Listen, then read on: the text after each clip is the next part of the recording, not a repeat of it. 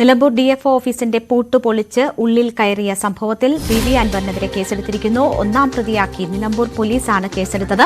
അൻവറിന് പുറമെ 11ഓളം പേർക്കെതിരെയും കേസെടുത്തിട്ടുണ്ട്. സി.വി. അനുമോദ് വിവരങ്ങളുമായി ചേരുന്നു. അനുമോദ്, ഇന്ന് നടന്ന സംഭവത്തിലാണ് കേസെടുത്തിരിക്കുന്നത്.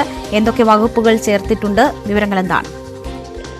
രേണുക, നിലമ്പൂർ ഡിഎഫ്ഒ ഓഫീസിലേക്ക് DMK പ്രവർത്തകർക്കൊപ്പമായിരുന്നു അൻവർ പ്രകടനമായിട്ട് എത്തിയത്. തുടർന്ന് പൂട്ട് പൊളിച്ച് ഉള്ളിൽ കയറി അവിടെ കുത്തിയിരുന്ന് പ്രതിഷേധിക്കുകയും സംഘർഷാവസ്ഥ ഉണ്ടാക്കുകയും ചെയ്തു. ഈ സാഹചര്യത്തിലാണ് അൻവറിനെതിരെ ഇപ്പോൾ പൊതുമുതൽ നശിപ്പിച്ചതിനും ഔദ്യോഗിക കൃത്യനിർവഹണം തടസ്സപ്പെടുത്തിയതിനും ജാമ്യമില്ലാത്ത വകുപ്പുകൾ പ്രകാരം കേസെടുത്തിരിക്കുന്നത്. അൻവറിന് പുറമെ കണ്ടാലറിയുന്ന 11 പേർ കൂടി ഈ കേസിൽ ഉൾപ്പെട്ടിട്ടുണ്ട്. ഒരുപക്ഷെ ഏറ്റവും പ്രധാനപ്പെട്ട വിവരം, നിലമ്പൂർ DYSP അടക്കമുള്ള പോലീസിന്റെ സംഘം അൻവറിന്റെ വീട്ടിലേക്ക് എത്തിയിട്ടുണ്ട് എന്നുള്ളതാണ്. ഒരുപക്ഷെ അൻവറിന്റെ അറസ്റ്റ് ഇപ്പോൾ ഉണ്ടായേക്കും എന്ന വിവരവും നമുക്ക് ലഭിക്കുന്നുണ്ട്. അങ്ങനെയാണെങ്കിൽ വലിയ സംഘർഷാവസ്ഥയിലേക്ക് ഒരുപക്ഷെ സാഹചര്യങ്ങൾ മാറാനുള്ള ഒരു സാധ്യതയുമുണ്ട്. നേരത്തെ തന്നെ പോലീസുമായിട്ട് നിരവധി തവണ അൻവർ വീട്ടിലുണ്ടോ, പ്രവർത്തകരുണ്ടോ, ഈ സാഹചര്യം അറിഞ്ഞ് അവിടേക്ക് ആളുകൾ എത്തുന്ന അങ്ങനെ എന്തെങ്കിലും സാഹചര്യങ്ങളുണ്ടോ? അൻവർ ഇപ്പോൾ വീട്ടിലുണ്ട്. അൻവറിന്റെ പ്രവർത്തകരും ആ മേഖലയിൽ തന്നെയുണ്ട്. ഒരുപക്ഷെ സാഹചര്യങ്ങൾ എന്തായിരിക്കും എന്ന് നമുക്ക് ഇപ്പോൾ പ്രവചിക്കുവാൻ കഴിയുകയില്ല. നമുക്കറിയാം, അൻവറിന്റെ ജനസ്വീകാര്യത ആ ഒരു മേഖലയിൽ ഉള്ളതാണ്. അൻവർ ഉന്നയിച്ച പല ആശയങ്ങളും പല പ്രശ്നങ്ങളും ജനങ്ങൾ ഏറ്റെടുത്തിട്ടുണ്ട്.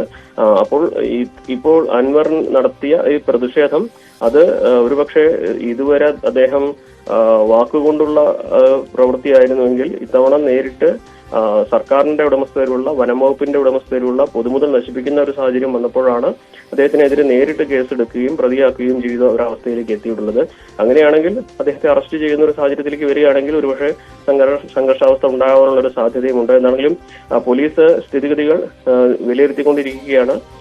അതിനുശേഷമേ തുടർ നടപടികൾ ഉണ്ടാകൂ എന്നാണ് പോലീസിന്റെ ഭാഗത്ത് നിന്ന് നമുക്ക് ലഭ്യമാകുന്ന വിവരം.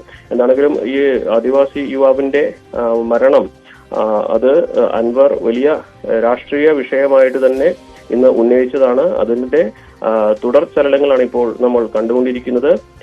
ഈ ഒരു വിഷയത്തിൽ അൻവർ ഉന്നയിക്കുന്ന ആ നിലപാടുകൾക്ക് പിന്നാലെ അദ്ദേഹം ഉറച്ചു നിൽക്കുന്നുവെന്ന് അദ്ദേഹത്തിന്റെ നടപടികളുടെ ബോധ്യപ്പെടുത്താനും അദ്ദേഹം ശ്രമിക്കുകയാണ്. അതുകൊണ്ടാണ് വളരെ ശക്തമായ ഭാഷയിൽ, നിശ്ചിതമായ ഭാഷയിൽ വനംവകുപ്പിനെതിരെയും സർക്കാരിനെതിരെയും അദ്ദേഹം വിമർശനങ്ങൾ ഉന്നയിക്കുന്നതും അദ്ദേഹത്തിനൊപ്പം ഉണ്ടായിരുന്നവർ ഒരു പടി കൂടി കടന്ന് വനംവകുപ്പിന്റെ ഓഫീസ്, DFOയുടെ ഓഫീസ് ചില്ലുകൾ തറക്കുകയും പൂട്ട് പൊളിക്കുകയും ചെയ്യുന്ന ഒരവസ്ഥ വരെ എത്തിയത്. എന്നാണെങ്കിലും ഇതിപ്പോൾ ഒരു ക്രമസമാധാന വിഷയത്തിലേക്ക് കൂടി കടക്കുന്ന സാഹചര്യത്തിലേക്ക് സാഹചര്യങ്ങൾ മാറുന്ന ഒരു അവസ്ഥയാണുള്ളത്. ശരി, എന്തായാലും അറസ്റ്റ് ഉണ്ടാകാനുള്ളൊരു സാഹചര്യവും സാധ്യതയുമാണ് സി.വി. അനുമോദ് ചൂണ്ടിക്കാട്ടിയത്. പി.വി. അൻവറിന്റെ വീട്ടിലേക്ക് പോലീസ് സംഘം നീങ്ങിയിട്ടുണ്ട് എന്ന ഒരു സൂചനയാണ് അനുമോദ് നൽകുന്നത്.